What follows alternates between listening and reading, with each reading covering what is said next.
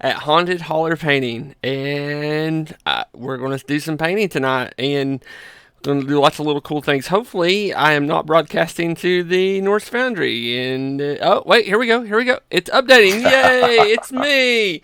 Look, I'm there with my finger. Okay, so I was supposed to be back last week, guys. Okay, so let me tell you what happened. You might notice this wonderful Band-Aid on the tip of my finger. This Band-Aid is because I cut the tip of my finger off. Now, I don't mean like, oh, I cut it and skin was hanging. I cut the tip of the finger off. Like, the size of the skin that came off was about the size of an American dime. And it was as probably about 3 millimeters thick. So do we call you Stumpy now? No, it's going to grow back. They said it's going to take about a month. So I can take this Yeah. off and y'all can see a really nasty scab. And I know y'all don't want to see a really nasty scab. So we're not. Only if you're going to paint it, brother. Yeah. It's a good color, though. I mean, it's dried blood, so I like that color. So I'm watching the chat room with you. Actually, I'm going to switch over to moderator view. And I'm going to pause everything. So y'all might notice a few things. I have built a new computer. I am running off my new computer right now, and it's amazing. It's really cool. So hopefully we won't have any computer issues. I'm running off my new iPhone as well, as far as the main video goes. And of course we've got the Logitech down here. And we're going to talk about a few cool things. But first thing, I know what a lot of people want to see is the dragon. And I haven't even showed this dragon to Steven Chenault yet. I'm going to package it up and send it to Steven Chenault with the notes. And this is what you're going to auction off, along with a copy of the Player's Handbook of Castles and Crusades and Monsters and Treasures. So, if I'm going to go ahead and bring her onto the into the view here, and it should be updating in just a second.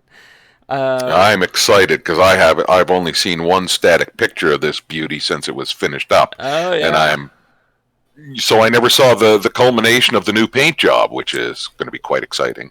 I think you're running a little hot on my end. Let me turn you down some here. Okay. So Oh man, you see look her? at that. Do you see her? Oh yeah. So what do you think? Oh wow, and it's beautiful, man. It's quite beautiful. I really like for starters, I think the number one thing that improves this by 1,000,000,000% is you got rid of that clunky old stand and put her on a real nice. I'm a stand, not the point of attention here. So look she I put some gorgeous grass on there, like some tufts. Yeah. You know, just I love how her colors came together. You got little dabs of gold up here in her chest and things like that, and we got a little dotling here nice. into the wings. And one of the things that brings the spines down her back are just awesome, man. Beautiful killer. detail on that. So, and of course, this is removable. It pops in and out. I did this with a gloss, so it looks a little bit different than the rest of the body. One of the things that brings them all together is your clear coat. So your clear coat does bring a even sheen to everything. So therefore, it's going to make it look a little bit better. So I just really love this. So nice. And I kind of wish Bake was here for this next part, but I'm getting ready to. Actually, let's see if he messaged me real quick. Because I want to show off a new product here. All right. I got a message. Let's see if it's from Bake. Yes. Fixing a broke blank server as it's corrupting user profiles might pull my hair out.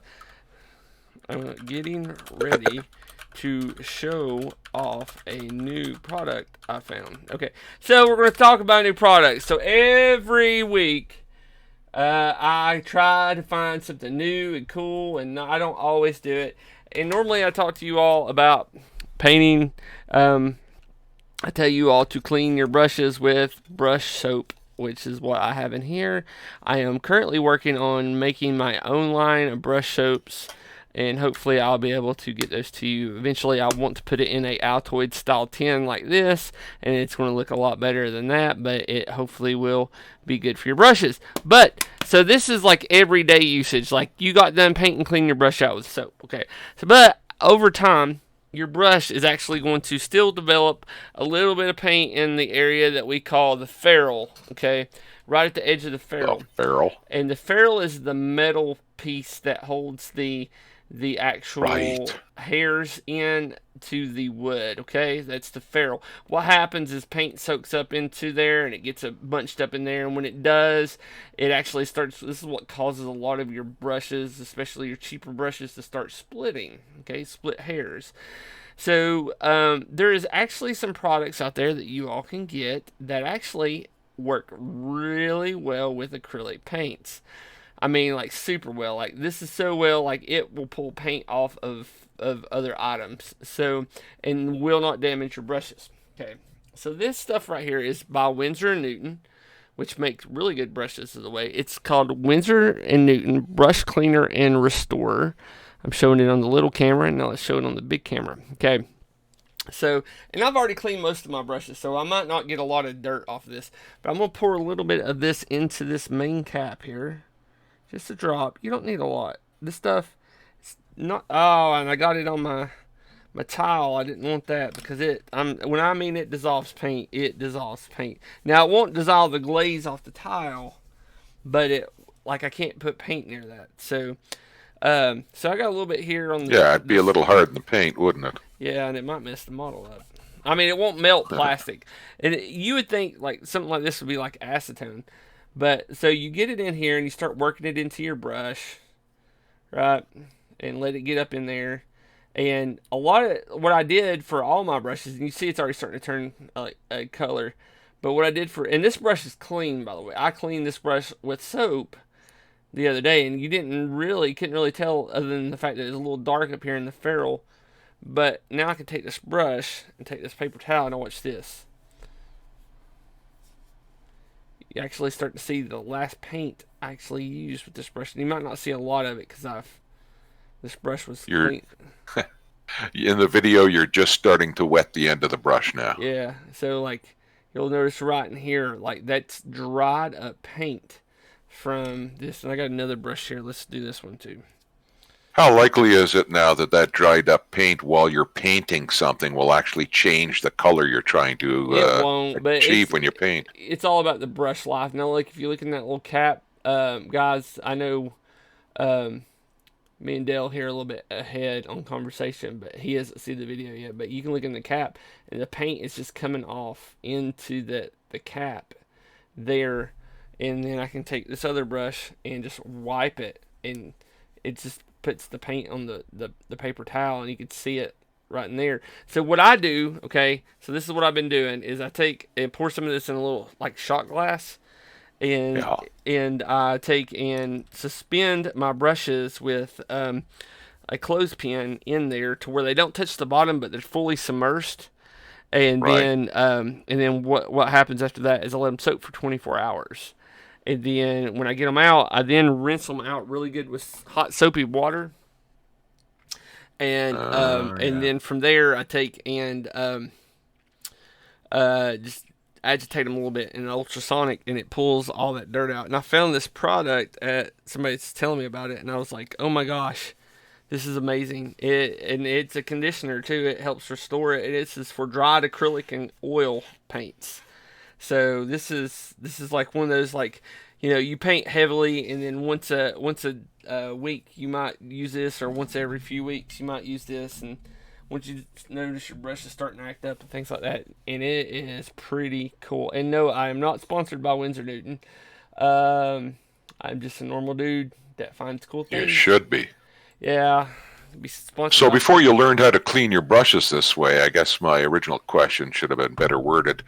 Before you started cleaning your brushes so aggressively, did you find that while you were painting, old paint was leaking into whatever the new paint was that you were trying to apply? Is that a No, danger? no, it's just the brushes were tearing up a lot easier.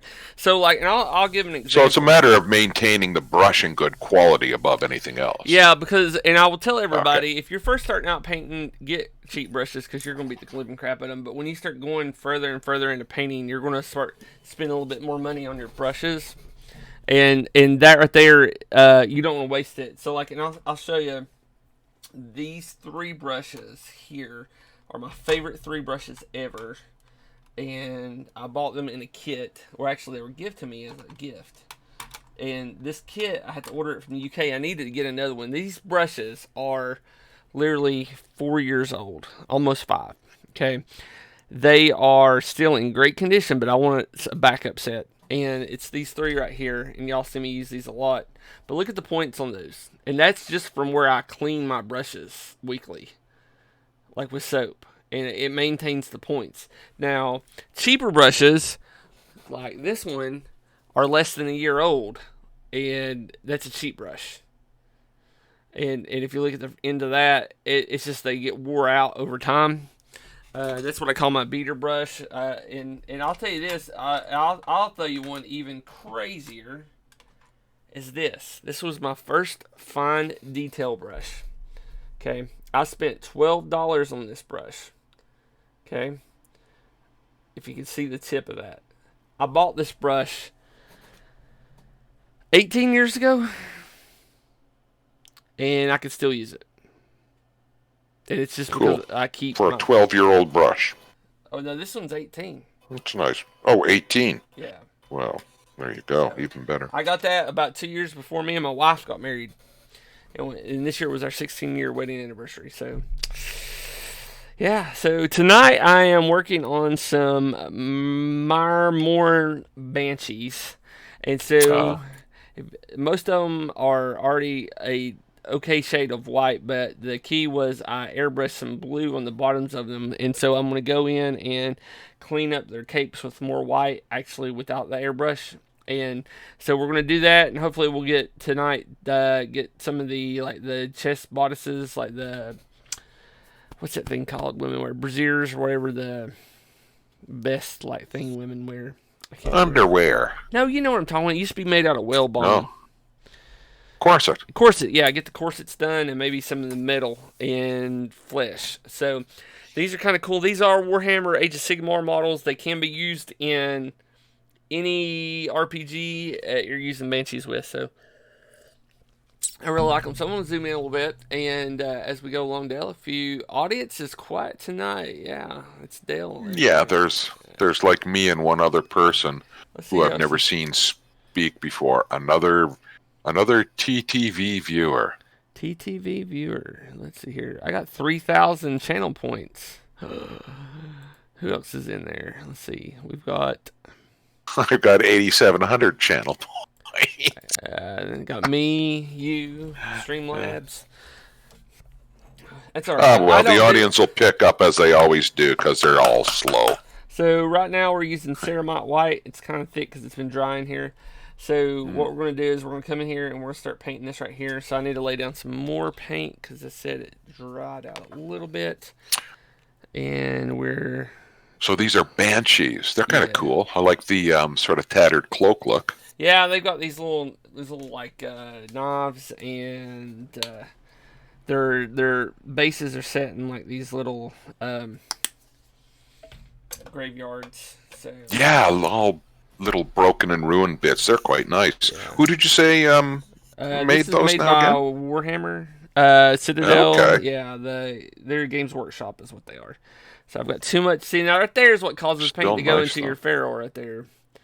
And so, y'all see that here. So let's start laying down some color, or actually the absence of color, because white is not a color.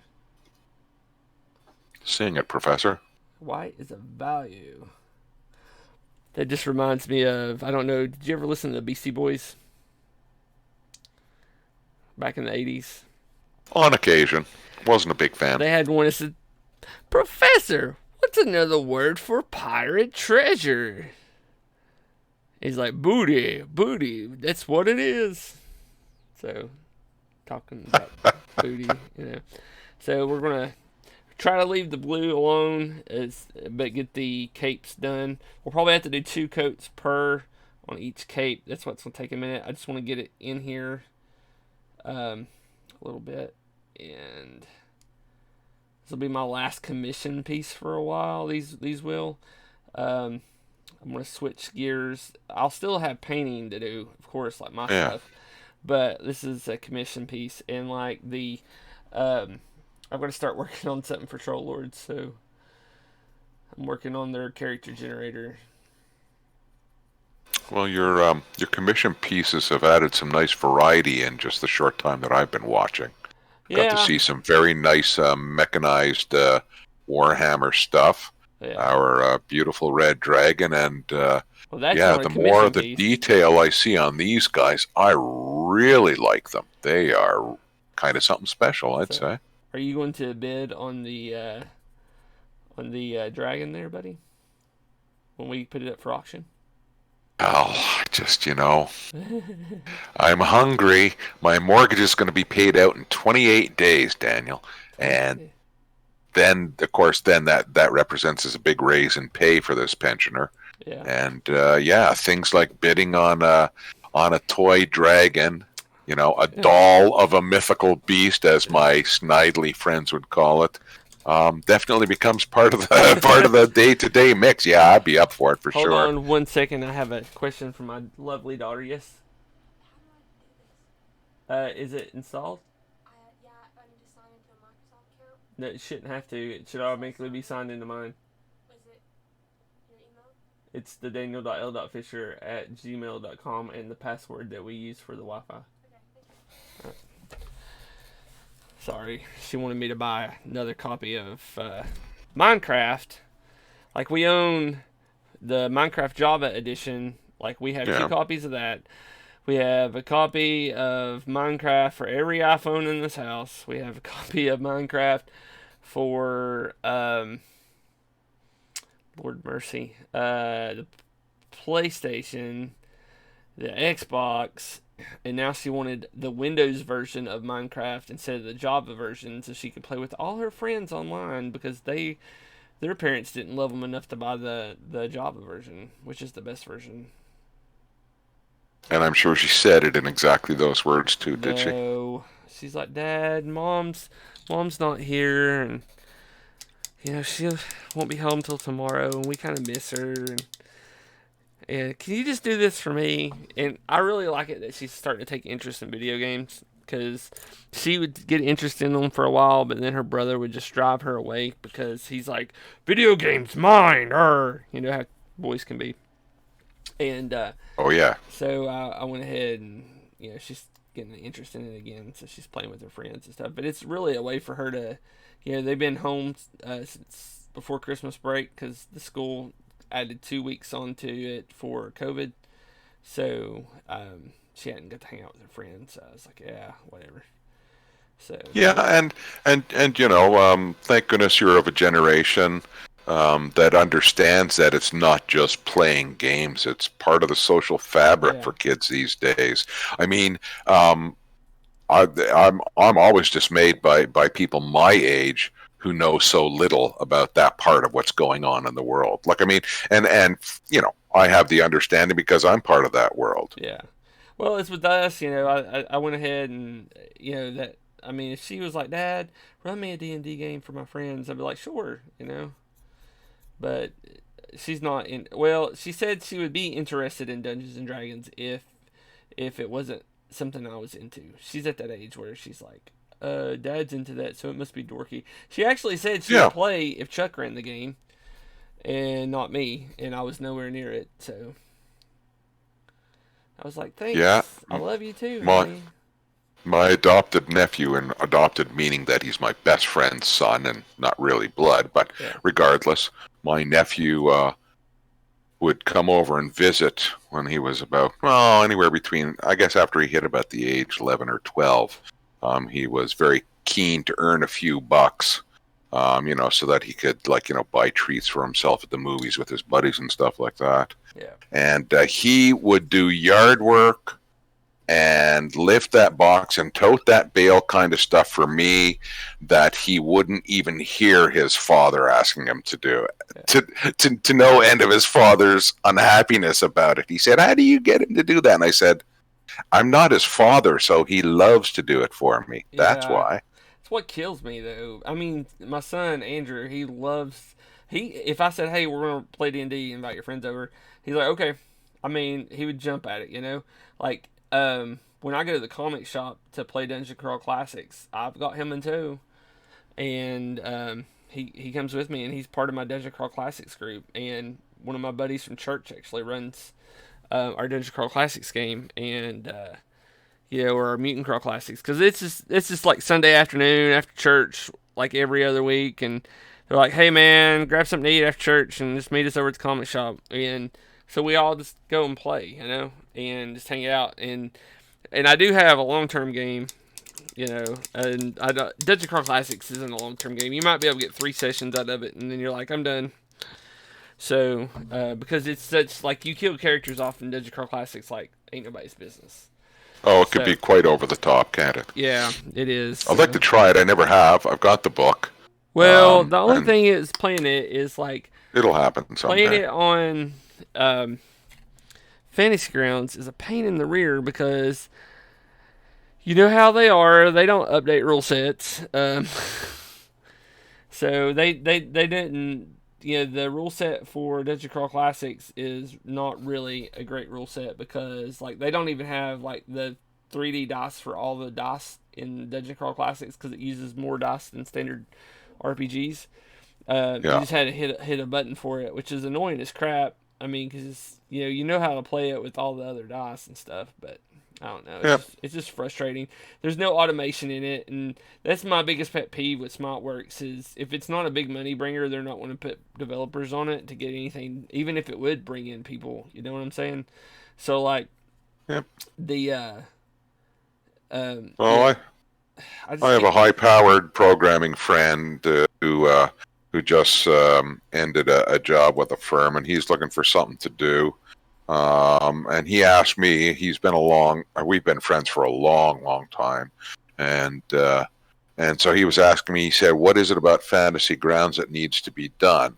He said, "Where are the opportunities to, make a name or maybe make a few bucks?" So I explained to him the whole thing. He's had a look at Fantasy Grounds now, and even when we're playing, I know he's scribbling notes down. Yeah. But I told him, I said, you probably won't make a lot of money on your own. I said, what you need to do is come up with like a test project and show it to the guys at Troll Lord Games. Yeah. If anyone's going to spend some money on improving the rule set, it's not going to be Smiteworks because, like you said, the audience is too small. But it might be Troll Lords. And I said, I don't imagine you'll get rich from it. But I said, you know how it is. When you're without a job, you want to start someplace and keep the cash flow up. That's my day So job. he's looking at a lot of stuff in I'm a that respect. software developer as a day job. See, I didn't put any blue on here. I might set these Yeah. aside because I might have to hit that with blue later. But yeah, that's what I do all day long, and like I don't even want to do it for fantasy. Yeah, well, exactly. Yeah. I mean, if you're a hobby programmer and you have the luxury of sitting at home doing that all day, I have the luxury, but I don't have the programming skills, or I'd do it. The You know? money's not in it, and that's the thing. No. Like okay, so let's say how many like it took me. I did one module for Troll Lords, okay, and it was module C4, right. And it's not been released yet, but it's already Chuck's got it, and it's going through its paces and stuff, and Yeah. and I did a lot more on that module than anybody I think has ever done for a Troll Lords module. I automated tables. I took and I added the monsters into the module. I didn't say you need this module here to do this. I added the monsters into it, so you don't need Yeah. like the aired monsters and treasures. It should run without it fine. And so like I did all that, and then like that took me almost 3 weeks, right? And in the real world, I make like about $40 an hour to program. Yeah. And so like that 3 weeks of man hours for me is like that's a couple $1,000, and yeah, I didn't expect to get anything like that from Troll Lords, and I understood that, but like there's no money in it. I mean, they're not making any money, and I'm certainly not going to make any money off of them. I mean, I did it just because I wanted to learn to do it. But it's just I wanted it to look nice. I wanted it to be structured well. I wanted it to be a product that I wanted to buy. So there's another one I didn't print. I've this first dungeon that I've been running my new group through in Fantasy Grounds is essentially DA1. What is it? A dark journey, a long dark journey, a Yeah. dark long journey, That's something to do with a journey. is that the Um, long? Is that the? That's not the one for Gaxmore, is it? no, I don't think so. Mm. DA1. I've got the PDF. Oh yeah. It's a pretty generic start to it, which I like. It's short and sweet, and it doesn't pretend that you're working in anyone's setting in particular. It just says you've tracked the goblins to this place, and it sit in perfectly with where my group is playing. So, it's a level 1 to 3 mini mega dungeon, which is Yeah. perfect for learning Fantasy Grounds too. But it has dawned on me that I don't know if I'd ever make any money with it, or if it'd be something that Smiteworks would want to push. But certainly, when I'm done with it, I'll clean up all my local campaign references Yeah. and make it available to all the guys on TLG who might want to use it if they're using Fantasy Grounds. Yeah. Just And, because, that's the way to do it. But I yeah. mean, I'm using, I couldn't possibly go public for money with it because some of the artwork that I use and stuff is not mine. Yeah. And like I've made tokens and stuff taken from artwork I've just found on the internet when you do an image search, and I have no idea if it's copyrighted or not, and I don't care because it really won't go any further than my table. See, I got But if the. I were to get it together so that it could go in a Smiteworks store, that'd be a much different thing, and it would probably cost a few bucks unless you could call in some favors, because artwork isn't cheap unless you can do it yourself, and I Yeah. can't. That's not my Well, bailiwick either. I'm okay with artwork, but it's just one of those things, It's I've got to have, I'm like, okay, I really want to make it look like this. You know what I'm saying? So yeah. Exactly, So like, let's see here.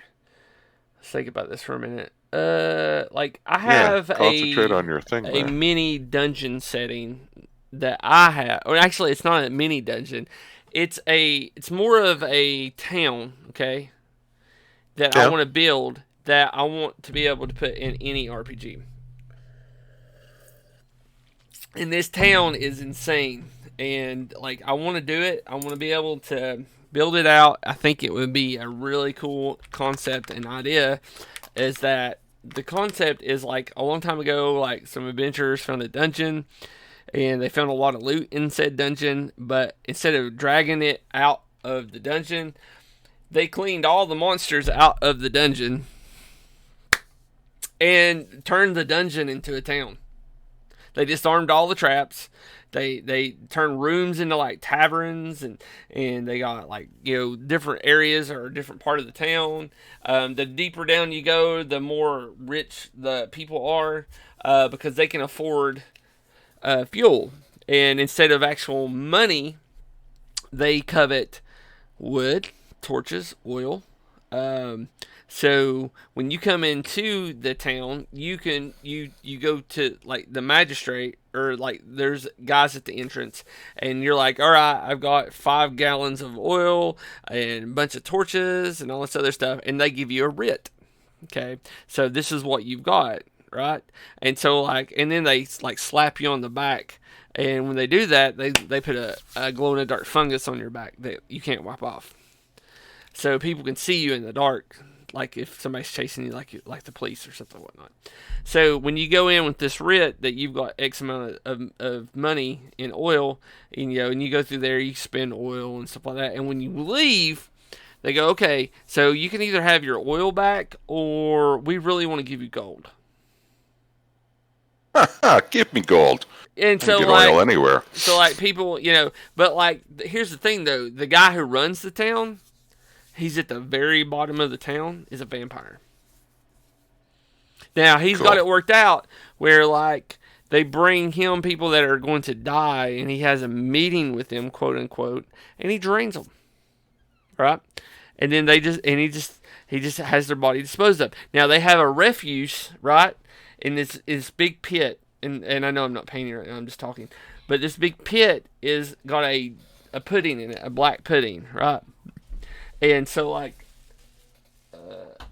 so what they do with the there's my other kid coming to my door. What they do is like all the trash.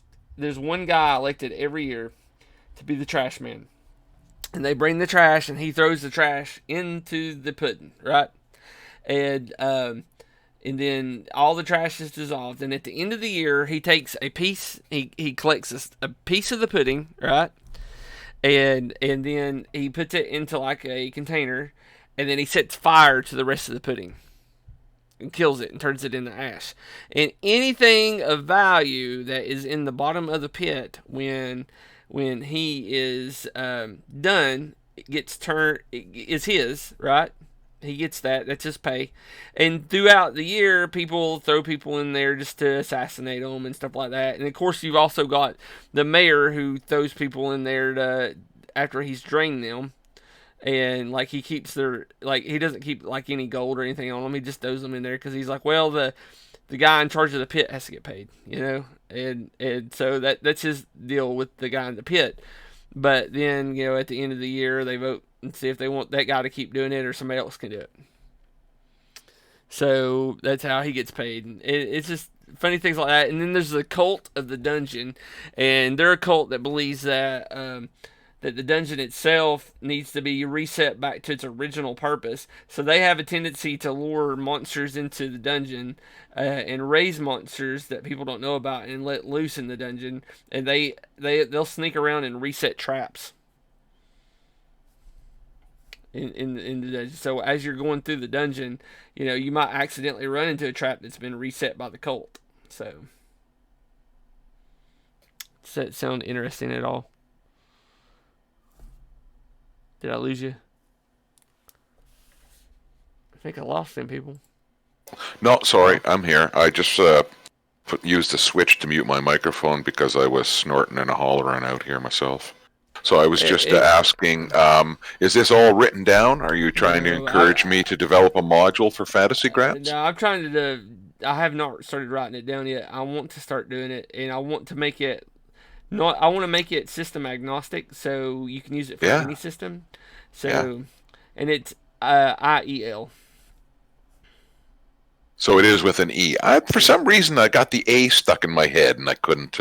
Like the Bible. Yeah, so I didn't want to mistype it in chat, but I just wanted to point out to you that suddenly we have we had, until I spoke up, for heaven's sakes, we had about a dozen people in terms of viewers, but now that I've said hello to them, they've all run away. But we still have some faithfuls there. I think Chuck dropped in to say insane and something else, and now he appears to be gone. Oh no, I was going to show off the dragon. Is there more people in chat still, or? Not including myself, there's 5 others. Okay. There were a few others, but anyway. Oh, Chuck's people are fading in and out just to see what you're up to. So let me show you off the dragon that we will be raffling off soon. Not raffling off, but auctioning off. So if you look here, let me make sure it's in camera. Let's move my Discord here. So this is the dragon we've been working on. It's done. Hopefully we'll be sending it to Steven Chenault soon, so he can package it up with a copy of the. Oh no, I got a little bit of white paint on it. It's okay, it came off. With the player's handbook and the monsters and treasures, and so we're going to auction it off, and it's going to go to the Wounded Warrior Project. So there it is. Look at that. Y'all are jealous. Everybody wants this dragon now. Look at that. I mean, seriously, I want to repaint this and give me another one and paint it up. They just came out with the adult red dragon. Oh, really? Yeah. That's right, because this is a youngster, right? Or supposed to be a youngster. He's supposed to be really big. I can't really show you. But I kind of want him. He sounded expensive. Because that thing is the size of your hand, easy. In just about any 8 dimension. Inches tall. 8 inches tall. And that's a fairly significant size, I would think. I know you can get stuff bigger, but I mean. Let's see here. Oh yeah, I may have to bid on it, man, for sure. Yeah, I know you will. Okay, let's see. Adult red dragon with kids. Let's see how much it runs. Oh my gosh. There's the adult black dragon. Kids Pathfinder battles. Come on, video. They don't Catch got up it. to Where's it at? me. It was announced. I know it was. The idea, the WizKids Adult Black Dragon is $67. But I don't think this is the WizKids one. Yeah, don't talk to price. Don't talk to me about prices until I see the dragon. Yeah, That's what makes a it's difference. Icons of the Rim. Let's see if they got it. I'm just Google it real quick. Oh my god! Are you looking at it? Oh, here it is. Adult Red Dragon WizKids. I'm letting my paint dry. By the way, that's what we're doing. Okay, good. Because I was just gonna say. It's pre-order. Let's see here. Oh no, my internet's being slow. It's $69. So it's WizKids, Hold and on. who else do you usually look at? My youngest. Hold on, just popped in. Yeah. Hold on. What, honey? You're hungry? We're gonna tell Isabel. Isabel's in charge of you.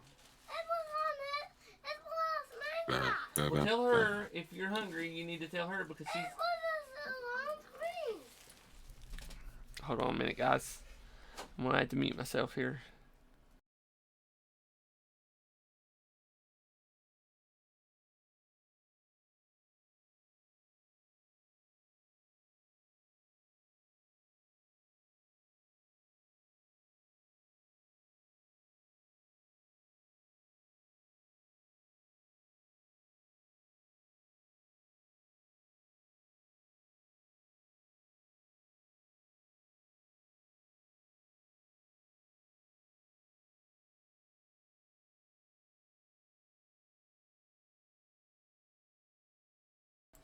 Okay, sorry about that. That's the youngest. So the pre-order, the Adult Red Dragon. Oh my gosh, this thing is. Did you look it up yet? I'm trying my best. I just sent you the link to it. Oh my gosh, that thing looks crazy. Oh, it's right on their front page. Yeah, and it's got one of those stinking plastic holes I gotta fill up. Oh yeah, that's right. Well, at least now you know it can be done, man. Because their stands are horrible. But look at that dragon, though. Does that not look cool? That's a pretty nice paint job on it too. Chuck, listen. I like them. Who is calling me? Hold on. I'm in the middle of whatever. Stop calling me. Chat, pause. Okay, what's he saying? What's he saying? One more profile view. Dan, show it. Okay, hold on a minute. Oh crap, that camera got knocked over. All right, Chucky. Quit wrecking the place, man. I know, man. It's because this show's been brought to you by Jim Beam. What? Luna's trying to eat the blanket. Yeah. Well, then tell her to quit. But you can't interrupt me. Go talk to Isabel. You should already be in bed. Okay, one night a week, the oldest has to put the youngest to bed. So it's tonight. So here it is, Chuck. Look at that. Oh, yeah. But there it is. Oh, yeah. I had to say it like that. Look at that spine. I want to paint this paint scheme on that big guy now. But that's $70. And it's not even out yet. I'm going to have to do it, though. The gargantuan white dragon is nice just because it's got a dragon rider on it. Hey, Bit Pumpkin. Yeah, we are going to be auctioning this off. And all the money is going to go to Wounded Warriors Project. And we are going to also give a copy of Castles and Crusades Player's Handbook and the Monsters and Treasures. So what you need to do is go to the Castles and Crusades group on Facebook and join that. We'll get this shipped off to Steven Chenault, and he'll get it all boxed up and get everything going and get the auction up online, and it'll all go to Wounded Warriors. All right, let's get back to painting. Well, I have leathers of those books since I am. Oh, well, I did not know that you're Steven's son.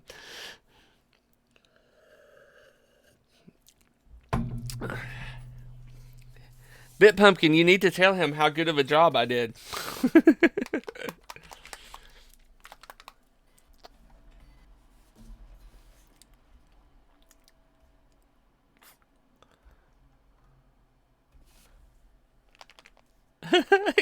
Wow, somebody is watching me in the bath. All right, next coat of white on these Banshees. This white is almost out too. That's pretty bad. That's good though, because I hate this white. So once I'm done with it, I am no longer buying this white again. This is Really? Ceramite white from Citadel. There's just some colors that Citadel cannot do. So this is how bad it is. So I had coated. See, the color is still showing through, and I had painted the whole thing white. Well, I So noticed that as you were applying it, but I thought that was kind of the effect that you wanted not for it to no. not completely cover it. I've got a glaze type medium that is gray, and I will be putting it on here once I get a good coat of white. White is one of those colors like yellow, orange, red, green that does not apply well. So you've got to get it on there. You don't want to put it on thick because it looks horrible. So So you have to be satisfied with multiple coats, then. yes, yes, that's why it's like it's being done all on one like these big sheets here. Not a lot of details on here. Gotta make sure there's no little bumps like right here. Right. So once we get, I'm just gonna do the outsides of them this time. Then I'll go back around and do the insides. So, but the once we do that, I have this gray and like it's a contrast paint from like Citadel Hmm. has a color of it. It's called Apothecary White, and it's really gray, and you put it over white. So I made my own variant of it using their contrast medium, and I just used some gray in it and did my own, so I can make my own as I go along and stuff. So it'll fill in the recesses, and it'll give it that depth that we need. So Yeah. and that's what we're doing right now. It's just putting the white on.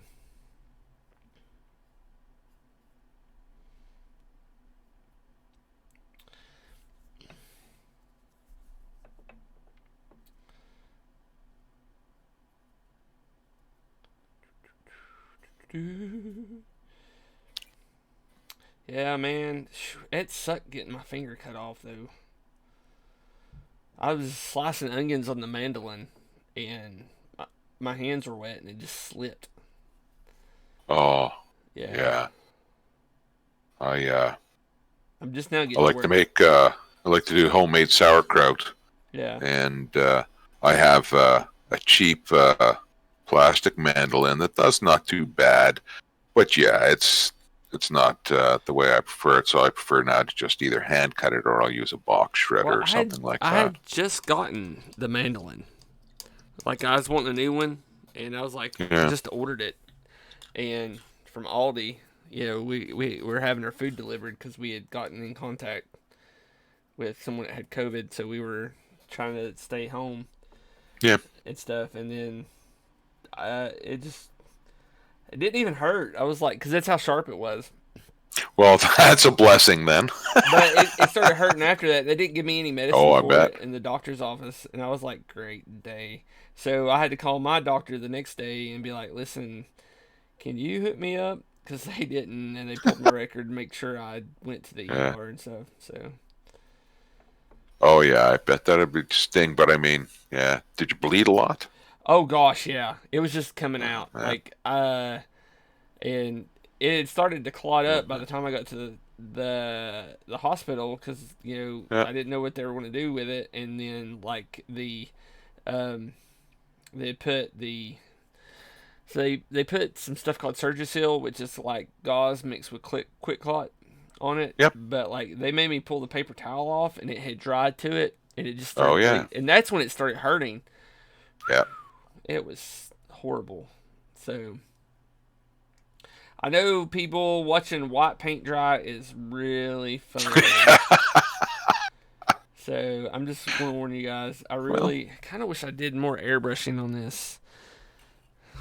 well, I mean, these are all things. Just keep talking about why you're doing the kind of paint. Like for instance, why do you wish you did more airbrushing on Cause it? How it's would just that been have made this process it better or just would have different? been a smoother layer on it. So Yeah. I did All get right. an Well. airbrushing booth for Christmas for my mom. Oh, So nice. Very yeah, good. so I'm not gonna die. Yeah, we're in favor of you not dying. Get the That's lung I think cancer from that'd be all a thing. the stuff. So Yeah. Well, at least there's no chlorofluorocarbon, CFC, whatever they were, chlorofluorocarbons in aerosol products anymore. yeah. Well, I don't use rattle cans. It's all airbrush. But keep in mind too, Daniel, that some of our viewers may not be far enough into the hobby to have an airbrush. So it's Yeah. good to see that you know even the subtle effects that you get with an airbrush are still reproducible by normal Yeah. brush, because that's how it all started, right? Yep. That's it. If anybody I has any imagine they're questions, let me know. yeah. I'll put the word out. I would imagine that there's still people who would argue that it's also more artistic to do it by brush. Nah, I don't know no. if that's the case or Oh my not, or if gosh. that's just I know people that would argue that stick in the mudism. you should stick to oil paints. Oh, good, sure, yeah, I see that Yeah, too. well, back in the day when I painted models, back in 1875. Oh, here's something that you might be interested in. I just had this conversation this afternoon. Um, you may recall, or I think it was just before Christmas when my kitty had to be euthanized. Oh. And one of the side effects of that is now there are two more rooms in the house I can leave the door open in, where I had stuff stored that I didn't want Satch to get into. Yeah. And one of them that I had often wondered what happened to them, and I'd forgot that I even had this, was a box of models that my father made when he was a boy. And there are 3 or 4 cars, a couple of jalopies, one with a trailer, and then a couple of race cars, all made by hand from balsa wood. Oh yeah. So I unpacked those. They need to be cleaned somehow, just to get like decades of dust, because they were on a shelf in the basement rec room of his father's house, my granddad, Yeah. for years and years and years. So Yeah. I'm going to try and rustle up some photos that I'll send to you. And well, man, too bad there isn't a way for me to share with the audience too, because they're quite neat to look at. But I'd Water like to and get a them toothbrush. reconditioned. Water and a toothbrush. I don't even know what they're painted with, man. It's crazy stuff. Here, I'm going to link one in Discord for you. Because oh no, I didn't take pictures of them. I only thought of taking pictures of them. Honestly, the absent-mindedism. But I ran out of drink. yeah. I had to fill up my cup again. Oh, I see. It's not a lot though. That's all. Oh, I'm sure it's not. You don't have to explain. So we had some bad luck. Don't let the guilt eat away at you now. We had some bad luck this weekend. And this is my public service announcement, everybody. I love guns. Okay. I own guns. I build ARs for fun. It's just something I do. My wife's grandmother's husband, my wife's step grandfather, also loves guns. He had a gun that he carried. It appears it was a revolver. It was in a holster. He had his jacket wrapped around it, and he had it in a bag because he didn't have it on his hip. Anytime that you have a gun and it is not on your hip, it needs to be unloaded. Period. I don't care if you're just going from the car to the house. Take the magazine out of the gun, or take the bullets out of the cylinder, or the rounds out of the cylinder. He dropped the bag, and that's where my wife is right now. The gun went off, shot him in the neck, and killed him. This happened Sunday. Now, he's a nice dude. I'm upset for her. I don't need any pity or nothing like that. But here's the thing. I love guns. I teach gun safety to my children. I do scouting. We teach gun safety to scouts. You never transport a gun loaded. If it's on your hip, that's fine. But if you are not wearing it, unload the gun. That's my public service announcement for today. There it is. So that's where my Well, wife thanks, is right now. Danielle. That's important. So, like, common sense, the reason why we have so many people that do not enjoy guns is because some of us do not like using common sense when it comes to our guns. And therefore, it makes it worse on other people. So, that's all we are dealing with is common sense. All right, while that Hmm. dries, let's look at some of the things I've painted in the past because I've been Oh, cleaning my that'd be desk off. nice. So this is I'm getting ready to show you is a um, one I painted on this show, and this is a construct.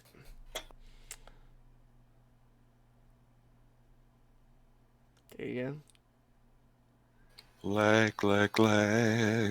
Oh, we love the lag. I'm sorry. You're the guy who sings on this channel. It's all right. So there's my construct.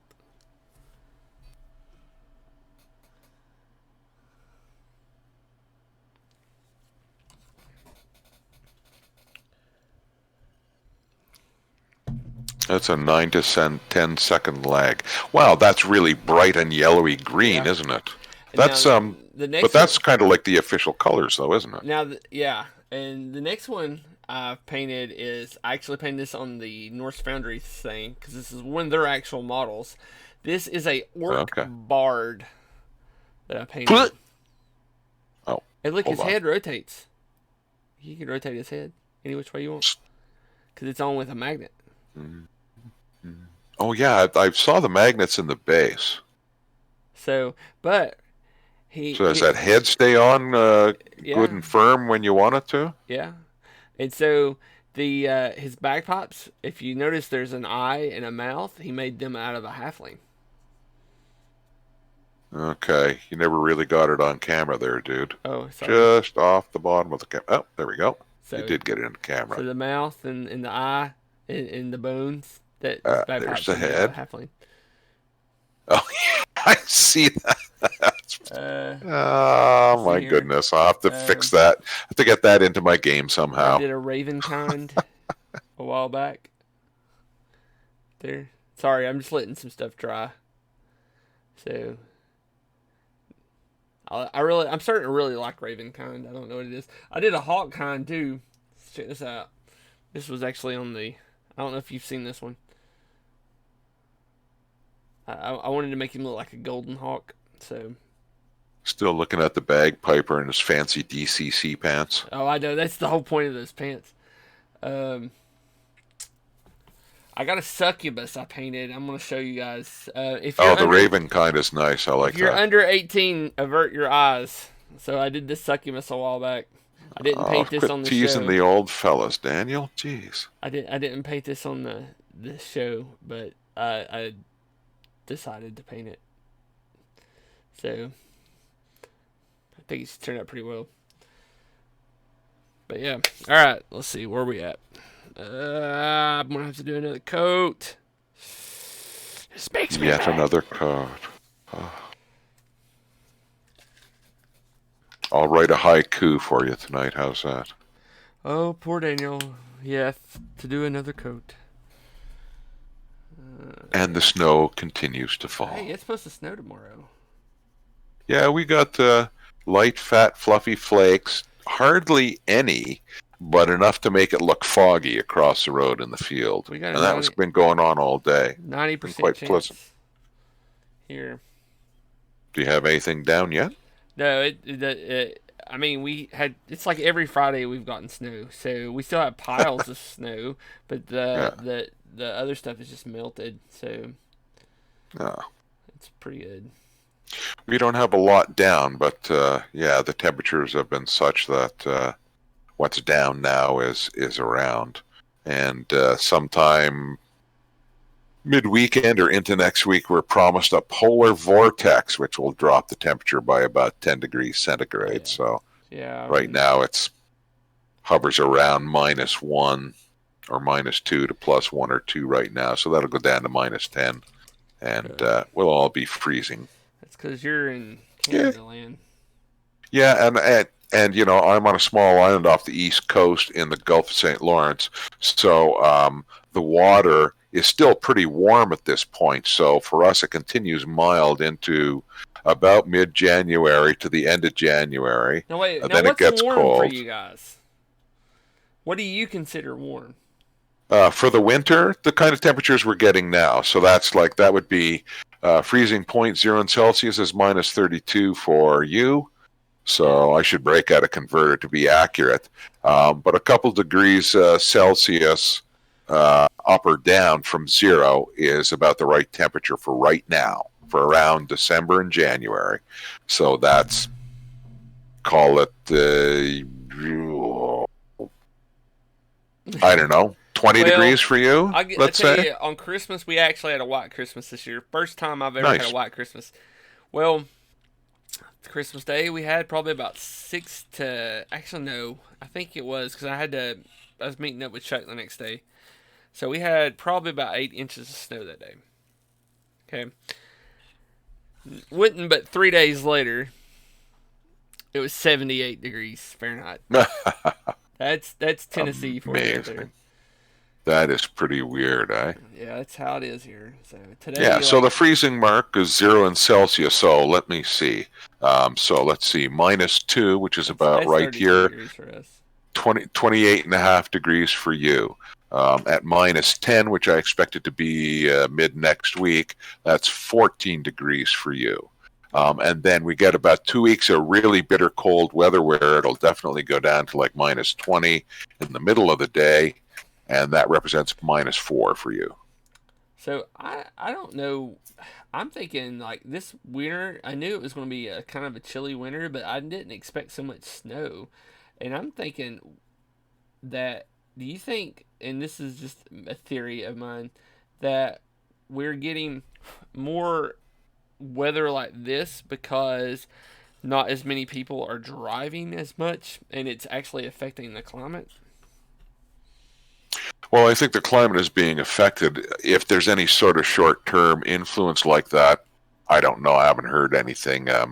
It's possible though.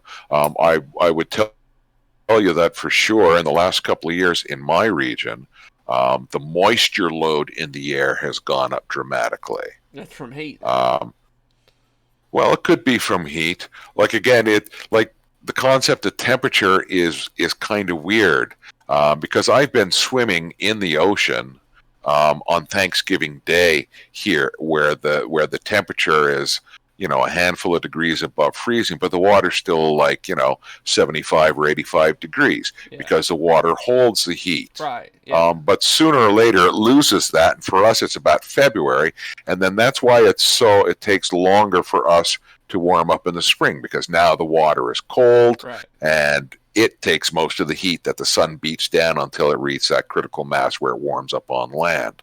So we don't get decent weather until about the middle of May, and then there's the 2 week scramble to get your garden planted because the season is slightly shorter here, Oh like the yeah. prime summer season. Well, like here, Um, like we get our summer, like, so. Oh Lord mercy, we're in the 80s and 90s until like yeah. the end of October, Oh, sometimes, don't I wish? and then like during we start back up in 70s and 80s probably in April. And now we've had like 2 foot snows in April, and then some Yeah. Aprils it's like 90 degrees outside. Yep. So, and I know I probably will start opening our pool up in the end of April just to get it cleaned up and ready to go, and hopefully we should be swimming in the beginning of May. So, Wow. That's crazy. But yeah. I'm envious. I'm envious, sir. Well, Um, I will tell you that that this spring was the first normal spring. I've been living here on this farm property for 14 years now, yeah. and I don't farm it, but I have like 4 apple trees, and I always put a big garden and big vegetable garden. Yeah, So I say so. you notice these things. For the last 3 to 5 years, spring has been weird in that we've had really big heat spells, like warm spells, um, in March, such that the apple trees have thought, oh, look, spring is here. Yeah. And they've started to sprout leaves. Then it gets cold for another month and a half to 2 months. Mm-hmm. And then the trees are all freaked out because when the good weather arrives, they're ready to bloom and they do so immediately. But the bees aren't around in any significant numbers for at least a couple of more weeks. And so as a result, for the last 3 to 5 years, I've had just a crummy yield on the apple trees. They're not the flowers weren't available when the bees were ready to pollinate. Yeah. They flowered too early. This year was perfectly normal. We didn't get any kind of thaws in the spring like we had for the last 3 to 5 years. So it was cold all through the spring, and everything warmed up as I just described it normally would, right? Like pretty cold until the beginning of May, and that's when you start to get good weather. And as a result, the blooms were later and they came out when the bees were ready. And I got a mammoth load of apples off of those 4 trees, way more than I knew what to do with. Yeah. Um, so I know that in terms of local, regional weather, things change in that respect. And that's a pretty dramatic change for me, to me anyway. So it's not hard to think in terms of, well, even just beyond what's causing it, just to understand that I think weather patterns globally are changing, and there's all kinds of reasons. Certainly, I do recall within the first week of the pandemic shutdown that Italian Oh yeah. pictures of the canals in Venice Yeah. where you It could got see the cleared up. bottom. Yeah. Yeah, That was so nuts. that's obviously an effect. How it affects, the moisture load, temperature of the air, like. So far, we've only had, it's been very overcast this fall and so far into this winter as well. Like I say, heavy moisture load in the air. And I'm expecting to get a big dump of snow in the next couple of weeks as the temperatures drop and that moisture comes out as snow. Hmm. Interesting. Yeah, I and think by it the does way, play a I'm part. not a climate I'm not a climate specialist or a scientist. I only play one on the internet, Well, so that's the take thing, that with though. a grain Like, of I don't salt. either think to be that way either. It's just I'm just talking about the things I remember. Like when I was a kid, and it could be just that my mind is a little jaded from like when I was your age.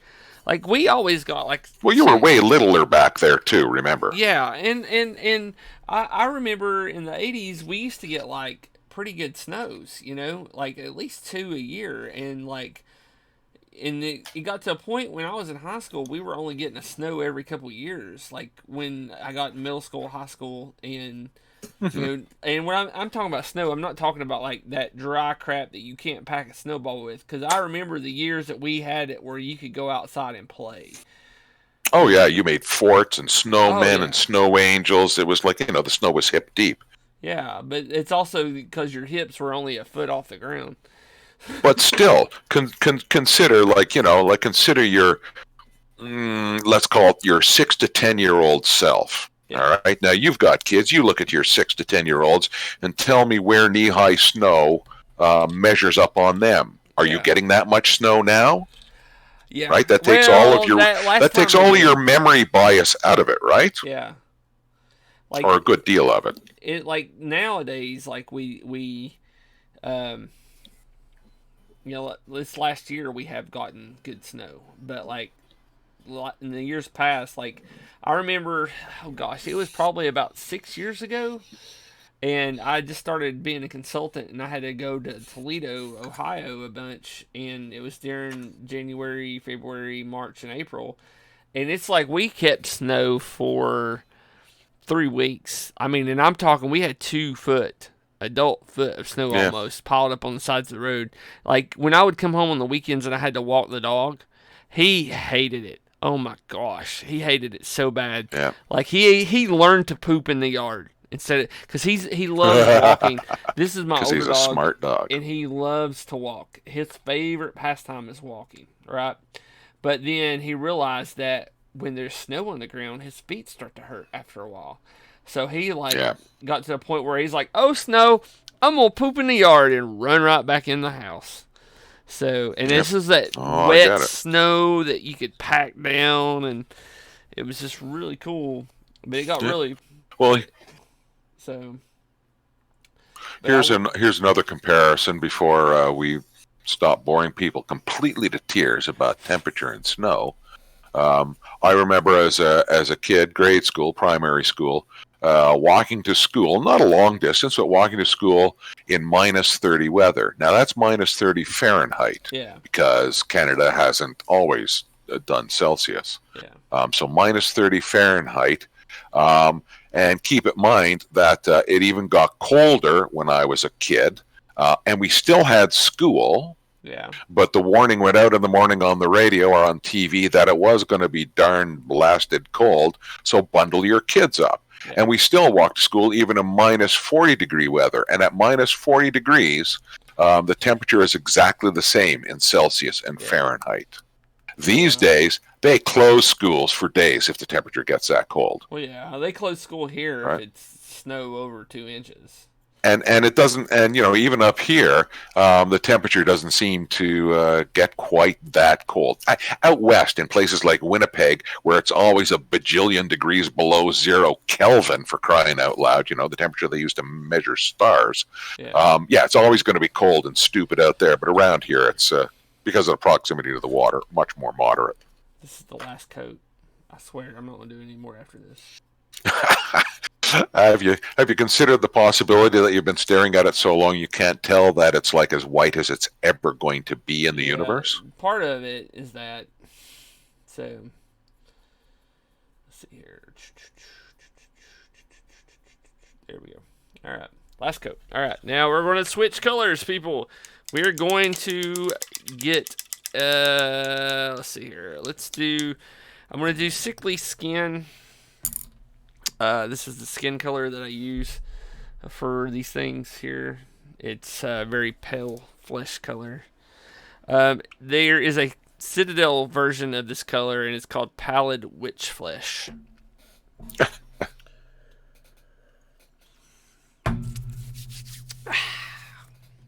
Good naming conventions. Yeah. Let's let this dry for just a second. I don't want to put too much on it.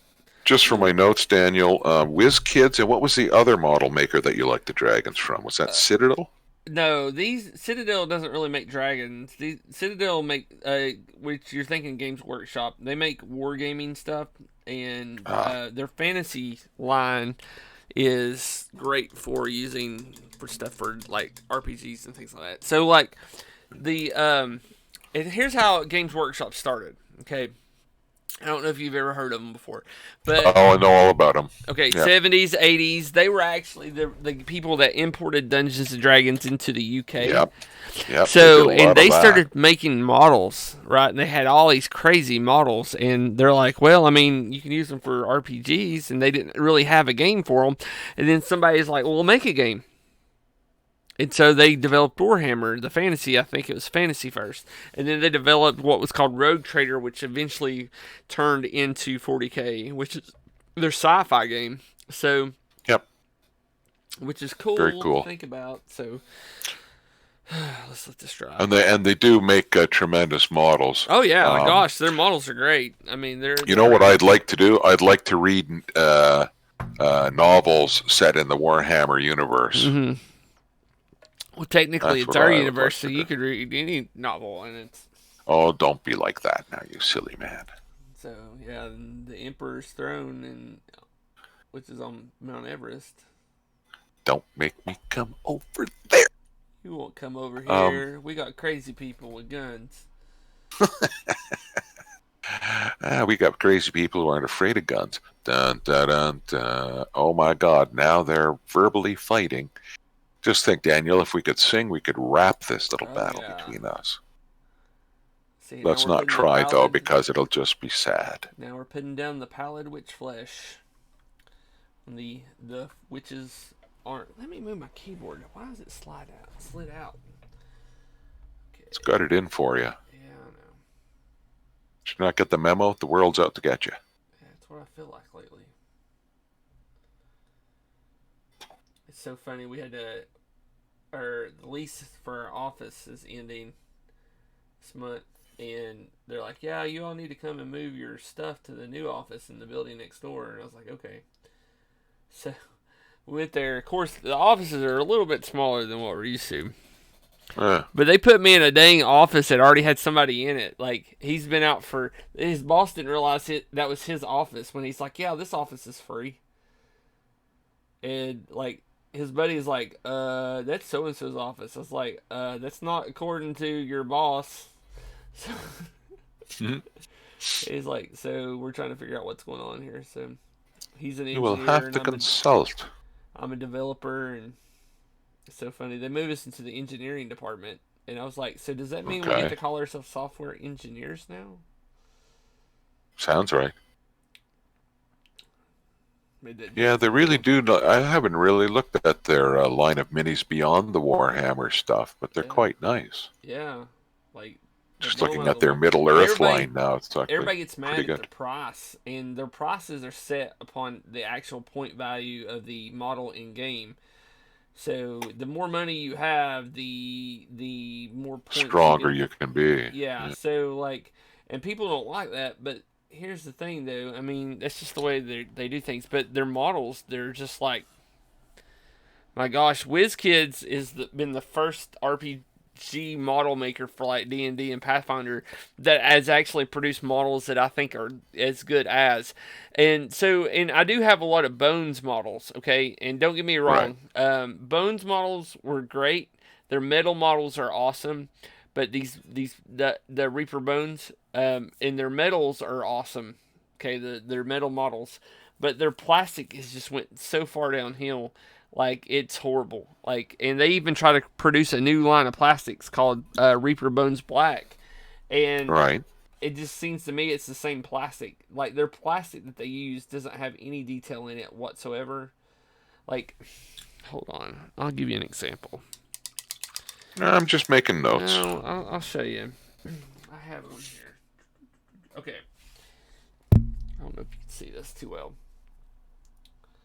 This model here. Uh, okay, actually, okay. So this here is their Minotaur. Okay, I've got it up here. Now you can see the mold lines like on these things so well, like around the head here. There's like straight up mold lines. There's mold lines and bits hanging off the horns.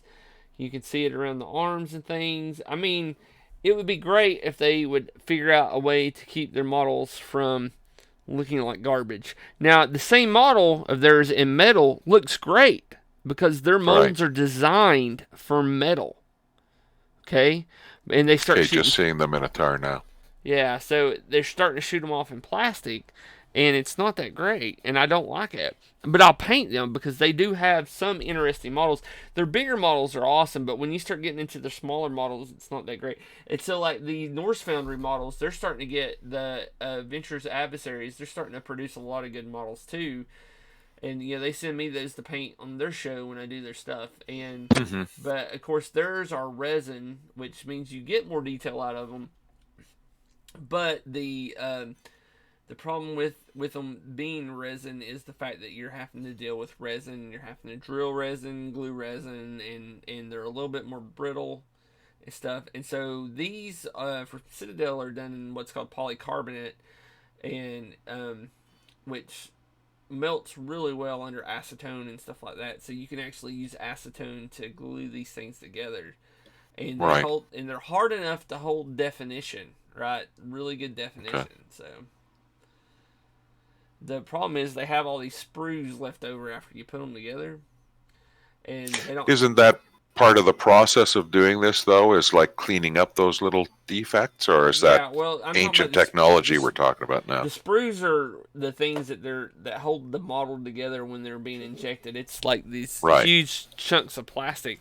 So they and you can't recycle polycarbonate. Now you can remelt it down and shoot it at something else, but it like there's really no way to really effectively recycle it. Hmm. So, because it can only be reshot so many times, and I've actually talked to my buddy James. He's the general manager at Game Science Dice, and soon to be owner because he's trying to buy it from Luzaki.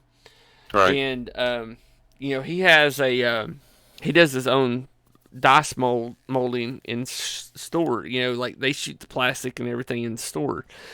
And like they have a physical store that you can go to and get dice.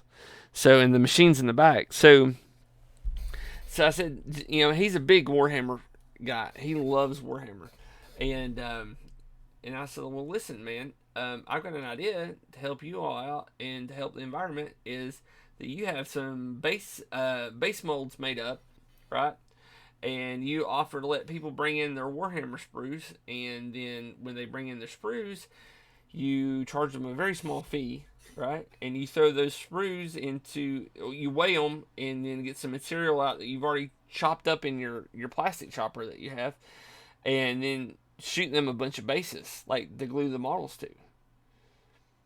And It's not a bad idea. yeah, and you can make money off that. And he's like, that's actually a pretty decent idea. And I was like, yeah, so get to work. Get to work. So James is a pretty good dude, though. Have you seen how much Games Workshop is asking for Smog? No, I have not. How much is it? Over $100? Oh yeah, baby. Is he? But does he look? Is he a regular dragon, or is he the dragon that's got the cat-like head, like from the description of him in the book? Well, I don't know. It's a good question. It's been so long, I couldn't say. They want $670 for him. Yeah, is he a Citadel model, or is he one of their high-end resin guys? I have no way of telling. Their Games Workshop model. It's God, what do they call that? It's part of the Games Workshop Middle Earth Strategy Battle Game line. It's a beautiful model. I always thought Smog was a black dragon, but I've since been disabused of that. But yeah, it's a nice model. He looks vicious. But 670, it's a couple of dollars. Yeah, it's a little bit. I am not spending $670 on a model. Now, if somebody wants to buy me said model, then that is fine. Oh, it'd be a nice commission. Oh, it'd be a beautiful thing to get for Christmas. Oh, Santa, you always let me down. But there you go. Santa. That's because it's because I'm a bad boy. I've never been a good boy. Oh, I always give Santa a list. He said, "This is what I want Santa to make me happy." And then I call Mrs. Claus and go, "Here's my list." You remember that time in Vegas? So, all right, let's let it dry for a minute. So, how's everybody doing? Let's see. I'm gonna go look at the model real quick. We're watching paint dry, and it's awesome. Yeah, that's how it is. Let's see what we got online first. Yeah, I was just. We got A10, Bit Pumpkin, Carbot, 14 XYZ, Commander Root, Elaria, Jaded Mythwitch. Mythwitch. Yeah, Jaded Mythwitch. But hey, Mythwitch sounded a lot better. And you, and then Chuck, of course. And Chuck! Alright, let's see here. Let's go to Games Workshop. Now, I hope, I know Castles and Crusade has a few monsters that are not in other RPGs. I really hope we can get some of those monsters made into models. Do you have any favorites? Well, there was one that Steven sent after us in a game one time, and it was like half boar, half man with 4 arms. And I can't remember. I can never remember the name of it, but I want that model.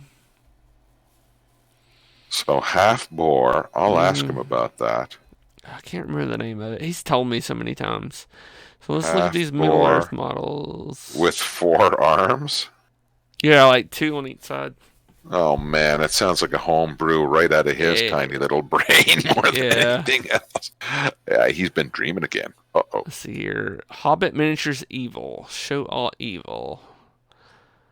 The Trolls, Goblin Town, Desolation of the North, Dark Powers of Deltor. Let's just say show all evil. Oh, I see where you're... Okay. No, if you just go right to the Middle Earth page, it's like right on the front. He is 560 American. Oh, it must know I'm in Canada. Oh, yeah. Oh, yeah. Pricey, dude. Pretty model, though. I'm He's not cool, entirely sure but I like the color scheme, but I bet you I can do that with that other model. you see, I have a problem with this model now, and it's a problem I have with the depiction of a lot of dragons. To me, a dragon has 4 legs and 2 wings. This thing with 2 back legs and then 2 front legs attached to wings, in my books, is in fact a wyvern, not Yeah. a dragon. Well, I bet you I could take that adult red dragon and build the whole same model out of it.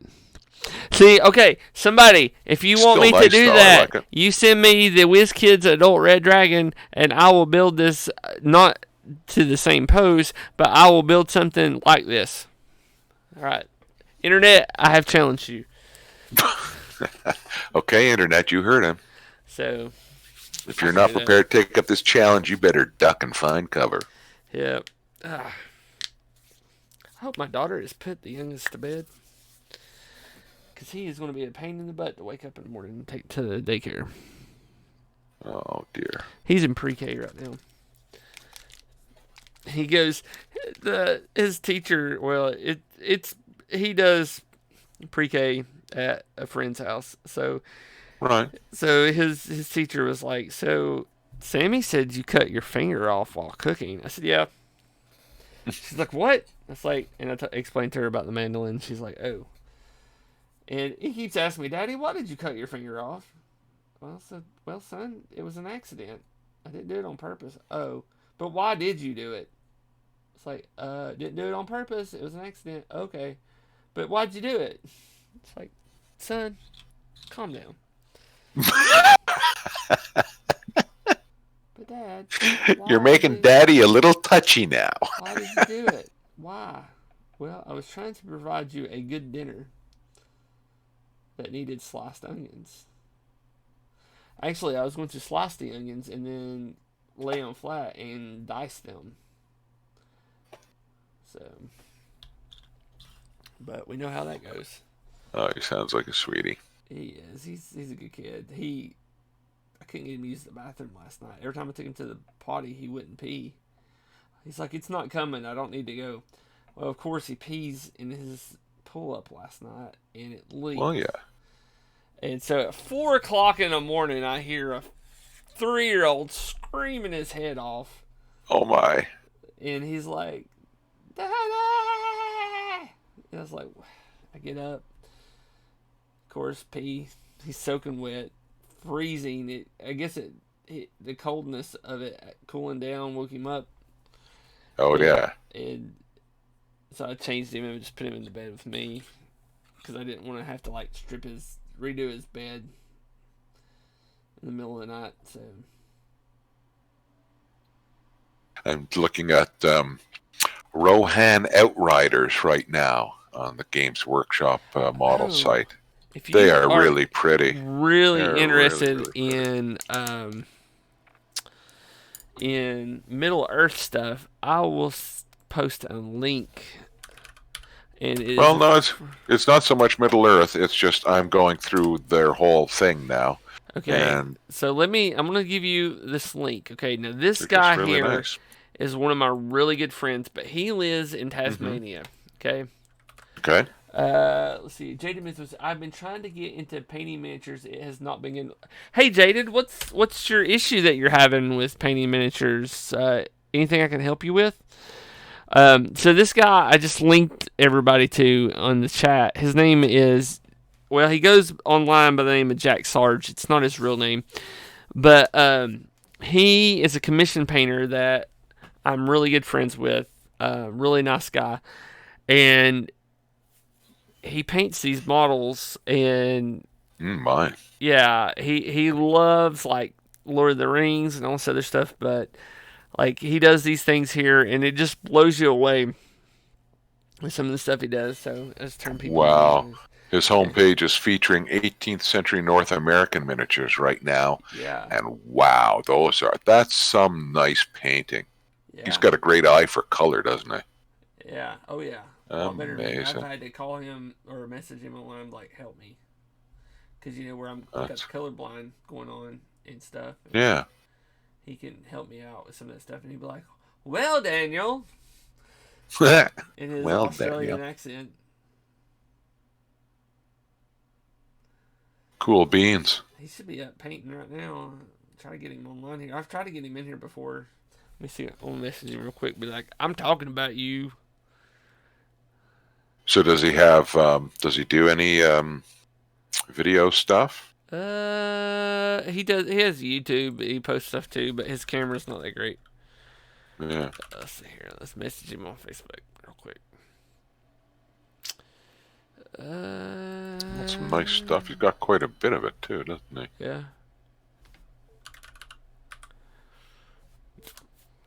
Where you at? I'll have to pass this on to my buddy Andrew, who's big into doing the minis. Oh, let's see what that is. That wasn't what I thought it was. I'd like to get him on here on the channel and discuss models with him. Yeah, that'd probably be fun. Yeah. It's the key is though. Especially if you had some models to show off as you were talking, that'd be This real is nice. This is his day job. This is what he does for a living. So. Yeah, it might open a whole new audience for him that he wasn't expecting. Yeah, he's got a few guys in America, but the problem is getting stuff shipped to him. It's Yeah, like it's expensive to get it shipped to and from. So he has a lot of guys that he paints for that are just in Australia. yeah. Does really nice work, though. I'm looking now, I'm scrolling down his page. Vikings, Anglo-Saxons, Irish, and Normans. He's got some really beautiful spear guys that I like. Oh, he used to get on to me. Oh my gosh, because I used to really rely heavily on washes when I painted, Right. and he would be like, "Well, Daniel, you do really good painting here. You got really good. You're really neat and keep it in the lines and all this other stuff. But then you chuck a wash all over it and make it look horrible." Nice. Yeah, I was like, "Great, thanks, man." Now his Well, thing you is, need someone to put it to you straight, right? yeah. Now his thing is, if he could get it, he would love Reaper paints. Oh my gosh, he gets them Yeah. as much as he can, but like it's hard to get that stuff down there. So, and it's cheaper to get other types of paints down there, so he uses those a lot. But he would love he's told me before in the past that he would love a full range of Reaper paints. But he's So telling me, where does he get these figures from that he's painting here? well, some companies send him models to paint.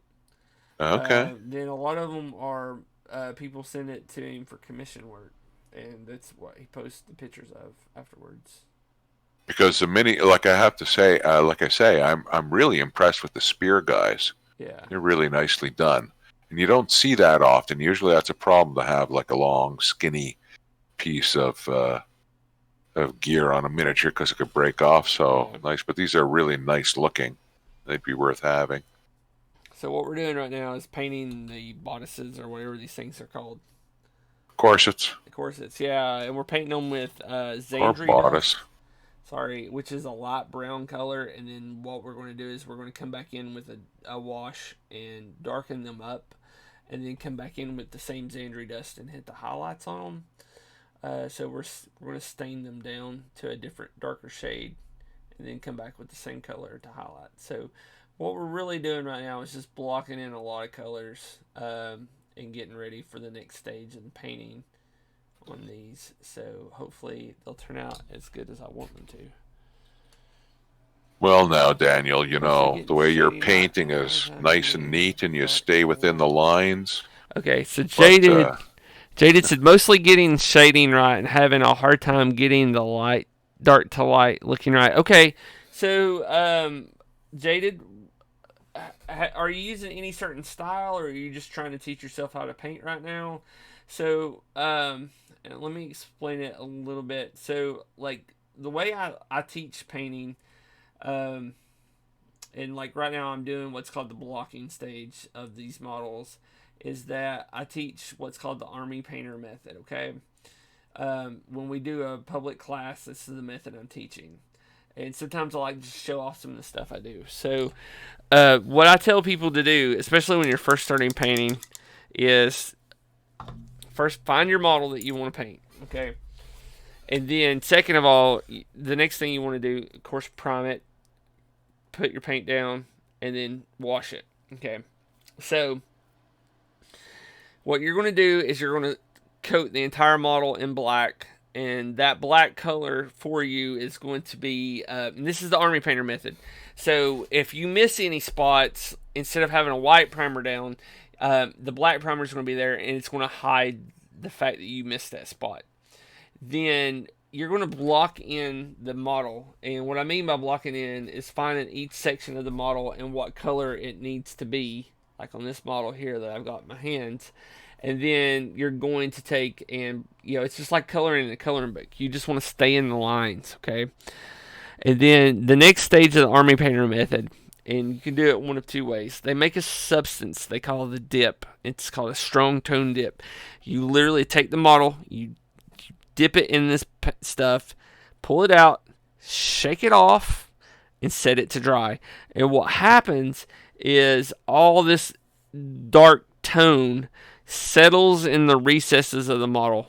Okay, and it dries in those recesses, and that produces your shadows. Okay, and then what you do there is just let it dry, and then you might come in with a dry brush and like their skeleton bone color and dry brush the entire model over. Okay, or you might take what I like to do is take some of the same color of paint that I originally painted it in, and go back and hit the areas that I think the sun is hitting or the light is hitting the model.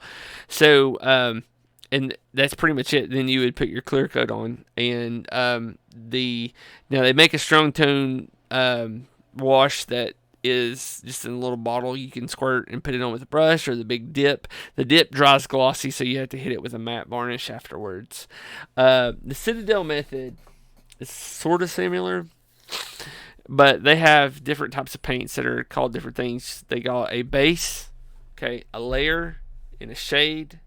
So you would put down your primer, do your base colors, which are your block colors. Okay, then what you do next is you wash it. Okay, with the Citadel shades, you put it all over the model, let that dry, and then you come back in with the layer paint and build up in the areas that the paint didn't the wash didn't fill in, the cracks it didn't fill in. You come back in with paint, and that's the layer paint, and then you can come back and hit a dry brush or edge highlight, things like that, and then do it that. Now, what I like to do, and I do this in some of my more advanced videos, is when I take a model, I'll paint it black. Then I'll come in and hit it straight on with some gray paint, a gray primer, and then I'll hit it from the top with white. Now, this is called a zenithal highlight. Okay, so this is going to create the shades for you in your paint, because see, most paint is considered translucent, so it's going to show like if you take and put down a black primer and a white primer next to it and took the same color paint and over each section, that paint in the black is going to look darker than what it is on the white, and because it's allowing the undercoat, which is your primer, to show through. So now you've created a highlight of like a gradient highlight. I wish I had one here to show you, but like you've created this gradient in your primer. Now all you have to do is come in, thin your paints down. Like, you take your paint and add a little bit of water to it and thin it down, or a little bit of whatever you use to thin it with, and then just block in those areas. Okay, now what's happening though is because you've created this shadow effect on your model. Okay, that's going to come through, right? So then if it comes through, you might not need to wash it afterwards, and you just clear coat it and you're ready to rock and roll. Building highlights took me a long time to figure out with paint, and I'm still not that great with it. You can see in some of these, like this model here that I've got. So this is an older Minotaur model that I had, and so if you look here in the muscles, like I've got in the darker areas a darker shade of paint, and then I've come back in the areas that would be considered lighter and hit that with a lighter color of paint. And so and it's going to stick out a lot. It's not going to look natural until you come back in and do what's called a glazing or a wash. The wash, like we've been talking about previously, the wash will go in there and it stains it all like a shade, and so like it puts that same shade over every color, and so the brightness will stand out and stuff like that. So it's just depends on the style that you want to paint in. So, and I know I've just unloaded a lot of information on you, but if you want to ask other questions, you can. I do have a Facebook group called EMP Miniature Painting or Empowered Miniature Painting that I answer questions for in there. I do have a Patreon. I'm just not going to post it tonight. And that Patreon, the way it works is I've got a $4 tier, I believe, and that gets you access to the Discord channel like Dell has, and you're able to talk to me while we paint models like that. I've got a $5 tier, which actually gives you that plus access to any early recipes that I create. And then I've got a $30 tier, and there's a big jump in that, and there's a reason why. So the $30 tier is I'm actually giving you 1 hour of my time a month for me to either sit down with you via Zoom and for me to help you with your painting, or if you want to send me a model, I will paint that model for you for that. Once a month, you'll get a model painted. You send it to me, I paint it, and I send it back. So, and it's just, if you get on Patreon, it's Haunted Holler Painting and stuff. And I'm not trying to make a living from that. That's actually just to keep me in paint and models. So for the channel, and really, it's trying to feed back into the Patreon and into the Twitch channel or Twitch stream, so I can provide you better content. I have a day job. That's how I take care of my family. I don't want to quit my day job. I really love it, and this is just my hobby, and it's just trying to help the burden of keeping me in paint and stuff. Sorry, y'all had to see my big bald spot there. I just had to move forward. But yeah, so like if you have questions, that's fine. You can send me a message on Discord, and that's my ID is like Big and Whistle on Discord. BIGUNWHISTLE. So if you have any questions, but yeah, I'll be happy to help you get going with painting and stuff like that, because that's my biggest thing is to help people with this hobby. Now there is one other step on the Zenithal highlight if you want to take it one step further, okay, and it's called underpainting. And literally you paint the model, you do your Zenithal highlight, okay, and then you wash it with that brown strong tone that I've been telling you about, right, from Army Painter. You let all that recess into the model, and this is why it's still in primer phase. Then you come in with a white dry brush and dry brush the top of the model, hitting those points where you think light's going to be hitting it. And this is called a underpaint. Okay, so you've literally painted the entire model in grayscale. So then now when you put your base coat onto the models, you're going to have all your highlights already done for you, but it's all being done in the undercoat. And so you just you block everything in with thin down paints, and it shows through on your model. So let me know if that's clear as mud. So that's usually how I am. Make it clear as mud. And then one day you will be better painting than me, because I still don't consider myself a good painter. So that's just how I am. I think I'm like one of the worst painters out there. So, but I also have I'm self-deprecating. So it's one of my mental quirks. So, but anyway, that's it. The underpainting technique was kind of interesting to hear about. Yeah. So there's such a wide variability in the quality of people's painting for miniatures too. So yeah, you know, I you don't have to be the best or the worst. Yeah, and that's the thing though. If you're commission painting, there's always going to be someone who wants your style.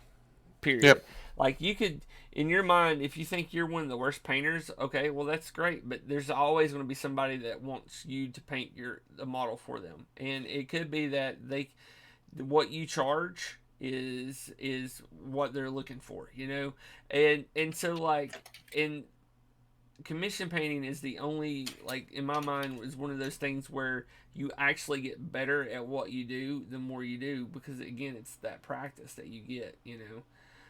But the thing is, though, you can't spend too much time on a model when you're commission painting. Right. So, because if you do, you're not going to make any money, and you've spent 5 hours on a model that you've charged them $10 to paint. So, Yeah, exactly. so you've got to know what your Pretty poor time's rate of worth. return. Yeah, got to know what your time's worth on that. So now I'm putting some of this. What color did I pick on here? This is greedy gold. I'm doing the hilt of the knives. I want to go ahead and paint the whole Oh scabbard for yes. the knife in this greedy gold color, because I'm going to come back in with the brown and fill it in afterwards. The leather brown that I'm going to use. And let's see here. I've got a little chain here that I'm not going to paint yet. My hands aren't steady tonight. And So that's a lot of our discussion between you and me has been about the different availability and types of models, yeah. um, which kind of naturally leads into do you have a 3D printer? Yep. Own three of them. Oh, well, look at you. I Good have enough then. two filament printers, and I have one resin printer, which the resin printer is not that great, and I really want to get another one, but I can't afford it right now. So Yeah. it's just one of those things where, like, I really like, for me to get a good resin printer, the one I want is under 200 American, and but it's still, that's a lot of money when I've got other things Yeah. I've got to deal with. So, like, I just built the new computer, and that was mainly for my son, even though it's my computer. We For Christmas he saved up all his money and bought himself one of those Oculus Quests, and Right. Yes. yeah, and so I built a new computer just so he can connect it there and play other games that are not available on his Quest, like the Steam games Yeah. that are VR. So he'll come in here and he'll get stuff up to it, and we're getting to get him the cable and stuff like that, so he can do that to it too. So My question was in terms of future possible videos. Now, again, you say, "Oh, my resin printer isn't that great quality." Well, again, remember that some of your audience may not also yeah, have a big budget. I'd be interested because this is now we're getting into something that I'm considering investing in. yeah, That would get me into painting, and that's the viability of buying sculpt files or designing your own matters not, printing them and painting them. Because you've mentioned a couple of times tonight about the different types of material that you could be using, and that some are brittle and some are not, but yeah, et cetera, et cetera. And if you've got experience in that, I think that would be a good topic for future discussions. yeah. And If you we've have some printed out models of different materials and parts of them painted to show the differences, I think that would be awesome. And we I have done that, okay? Because Fat Okay, Dragon good. Games, which is a 3D modeling company, was actually supposed to be one of my sponsors for this show, and they never came through and get me any models. And I don't know where the line of the chain of that fell through. I don't know if it was on our side or their side or nothing like that. And I've painted their models on here in some earlier episodes, and like, I'll show you this, and this was a failed print. But do you watch The Mandalorian? I do not, but I am aware of it. This was like one I did off of my resin printer. Oh, you don't have to go into it tonight. I'm just saying. And it's a failed Maybe print. it's time to do another one. Yeah, and so, like, the thing is, though, like, let's see if I got anything else here that I 3D printed off that. Um, my printer is a lower where it's lower quality. I get a lot of these little lines in it, and it's fine for me, but I can't do commission work with it as well. But like I and it also, for some odd reason, where the detail is not that great, it has a tendency to fail on Hmm. print jobs.